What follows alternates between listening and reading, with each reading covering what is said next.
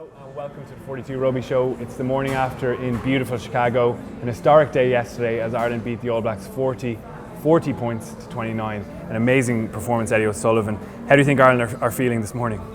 After any victory at test level, there's this great sense of satisfaction. Like you wake up and just everything feels better. Today, I think that's off the charts for the guys. Like having felt 3 years ago they came so close, a lot of those guys were on the pitch that day and now they've got there. I mean, it's just extraordinary. It's almost an element of relief to it, but there's almost this great sense of achievement and selection. That's something they've done now that will be in history. It's a historic moment in Irish rugby. It's the first time, and that team will be, eulogised for many, many years to come. Well, I hope we don't have to wait as long again for the second one. Yeah. But they're the first guys to do it, and for that reason there'll be an immense sense of achievement, an immense sense of enjoyment, and an immense sense of gratification. It's hard to put words in it. Yeah, we're going to come back and talk about the All Blacks a little bit more, but just to sum up where they are, how will they reflect on their performance yesterday, do you think? Well, every time you lose a game, you always look back at what you could have done better and what went wrong, and I think they'll look back at it and they were out of sorts, which is fair. I mean, let's be honest, nobody in their right mind in the build-up to this game was talking about Ireland putting 40 points on the All Blacks. Incredible. It doesn't happen. I think the last time they shipped 40 points is probably 12 or 14 years ago against South Africa. So they will look back and they'll look at the things that went wrong for them. And what went wrong for them, as we talked about all yesterday, is unbelievably poor discipline, like incredibly bad for them. Penalty count was 7-1 and a yellow card in the first 30 minutes. Yeah. A yellow card that cost 12 points, which you could argue, given the way they stormed back, that was probably the cost in the game. At the end of the day, that 12 points. Their line-out imploding to the point where they lost the line-outs in the first half at crucial moments, which put them under huge pressure. The second half, the only line-out ball they won was that flat ball at 2, which is easy to win, but it's very, very difficult to use productively. When you think about New Zealand coming off the top of the line-out at the tail, launching 5 guys at the line, like flying onto the ball, very hard to hold the gain line. That happens off the tail. The ball is in their hands very quickly. It happens off 2. It's a 20-metre pass to the first receiver. So the ball has to travel 25 metres. In that time, the ball's in the air. The Irish defence are open in their faces, and that holds the gain line. You hold the gain line on the first strike. Now, after that, it's about balance and aggression. And you saw that the number of times Ireland were able to get off their line yesterday, consistently off the line, meet the All Blacks on the gain line, that stopped their momentum. And when they did have their purple patch and they won collisions, you saw the devastation they could bring. But they never got that outside of that 11-minute spell. Yeah. And for me, that was like the line-out was the key to that. I'll be honest with you, I didn't think the line-out would have such a bearing on the game. But as the game wore on, you saw these guys couldn't win the line-out in the first half. The ones they won, they couldn't use. And in the second half, they opted to go off the front, which was pretty useless for them in the context of what they're trying to do. Yeah, and Joe Schmidt spoke about that after the match. He said, listen, we knew that was going to be maybe our access point into the game. Yeah. They knew that without those world-class locks that they could target that. You mentioned defence there. Look back to the South Africa tour, that amazing historic win in the first test, also built on an amazing defensive performance. How big an influence has Andy Farrell had coming into this group? Well, you have to look at the evidence and give credit where credit is due. We were leaking tries all through last season, like through the World Cup. Like I flagged it before unfortunately before the Argentina game, I flagged we were in trouble out wide. Yeah. We were too narrow and we got butchered by the Argentinians, which cost us probably a World Cup semi-final. Then, and even in the Six Nations, we were like England tore us apart in a 10-minute spell in Twickenham. Even teams like Italy and Scotland scored tries against us out wide. And it was just a lack of balance in our defence, a lack of spacing, a lack of awareness. A lot of guys, getting to the ruck and compressing and then are able to open out again. And Farrell has brought this more balance to our defence, more awareness of numbers. I mean, New Zealand we talked about on Friday, are just unbelievably good at spotting weaknesses in numbers. As they did for the first try. Correct.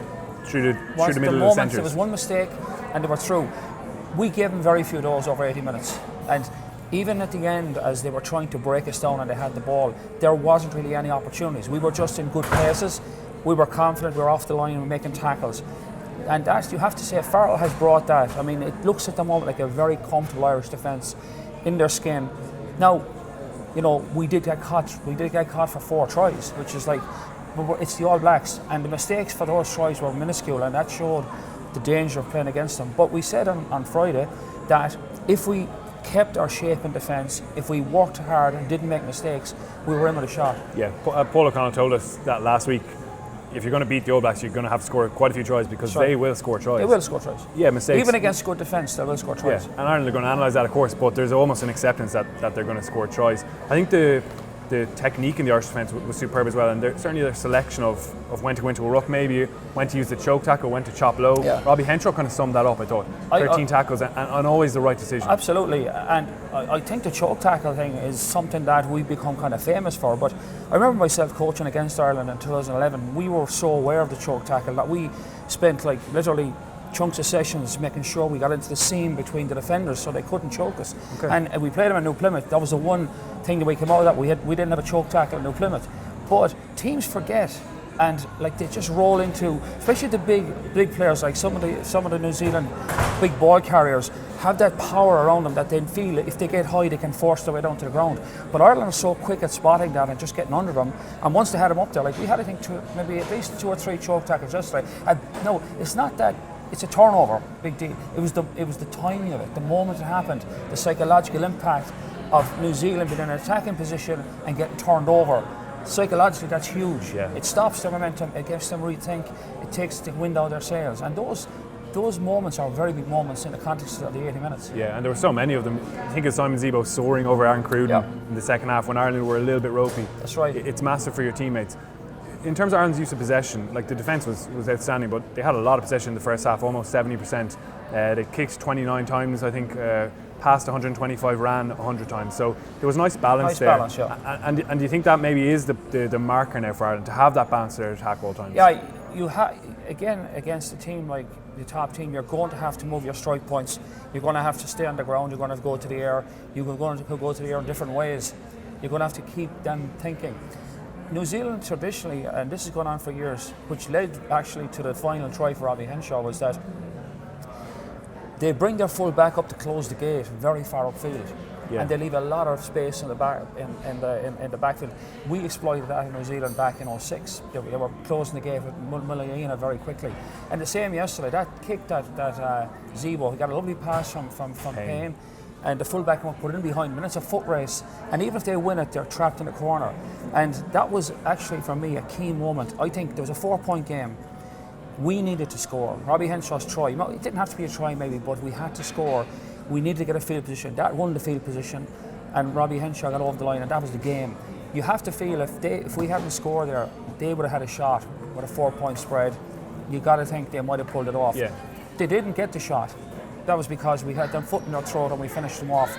And I think that was brilliant. Like you could see the momentum of the game. They had that purple patch. The game dipped in its momentum. There was a little over and back. We were actually smarter. We held on to the ball. We didn't do a lot with it, but at least if we had it, they weren't going to score.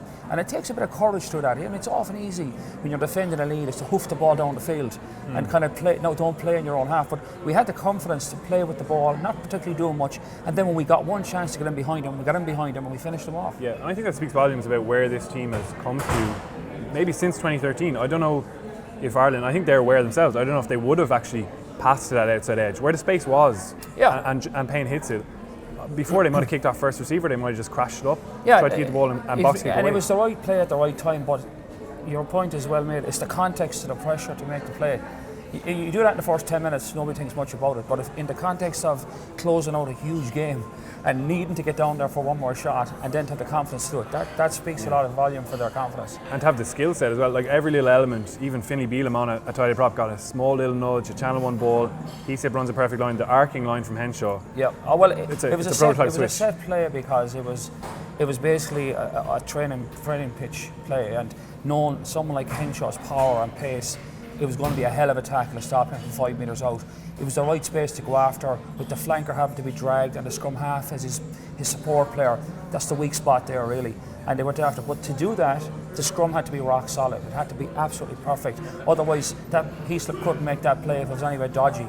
So they laid the foundation. They were accurate. They executed, and the dividends were pretty spectacular. Yeah, we had a couple of probably underperformances from big New Zealand players. Aaron Smith on his return, disappointing. He didn't lead the Hackett. I thought that was a big moment for him. Maybe TJ Parnera kept and he hasn't played for a while.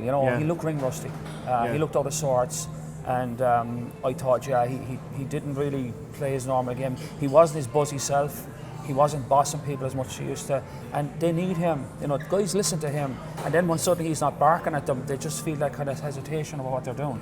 And you saw those moments yesterday, like Ireland put pressure on him, and those little offloads, you know, to put people into space, you know, weren't happening from. Now, having said that, one of the tries that they scored, Ireland did make one mistake again. I think Cian Healy stepped out of the line. Scott Barrett's try, Barrett's try, and they were in again. So, like, they don't need to give them much of an excuse, you know, to be fair. It's a tiny thing. Look, we got to enjoy this victory, and Ireland certainly are going to. I think Joe Schmidt mentioned he might relax the alcohol ban on the flight back. A lot of guys won't play against Canada next weekend, but the All Blacks are coming to Dublin. Yeah. They're going to be looking for that revenge, and it's great. and it's a huge fixture. Here's the interesting thing. I was just looking at it like this morning. In our 111-year history, but when we play our second game against the All Blacks, in 111 years we'll have played 30 tests against the All Blacks. And we've won 1 out of 29, right? But think about it, we've played, those first 14 of those tests were in the first 95 years of our history. The next 16 were in 15 years. Yeah. Or 14 years, sorry. So we play 14 times in 95 years, and we play 15 times in 14 years, and that's where just playing them more often, and that's the key. We're playing New Zealand so many times now, and if you look back over the last 15 years of our history with them, we haven't beaten them. We've had a few bad days out, but a lot of those scores have got a lot closer and closer and closer. So it was interesting yesterday listening to Rob Kearney talking about, you know, the history for the teams that have gone before them, like the other guys like Paul O'Connell and Brendan Driscoll, who've been agonisingly close to beating them and not doing it. Like, they were part of building that. And it's actually, the context is, yeah, let's play them more often. Let's go after them again in 2 weeks' time. Will we beat them? I don't know. It's a different game 2 weeks' time. Yeah. Here's the thing. They'll have a better second row on deck. Their line-out will not fire as badly under any circumstances.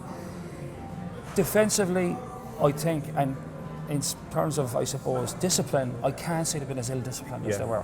No way. So in that light, like, where do you see Ireland going with this? Sean O'Brien got another game under his belt. Peter O'Mahony's getting close.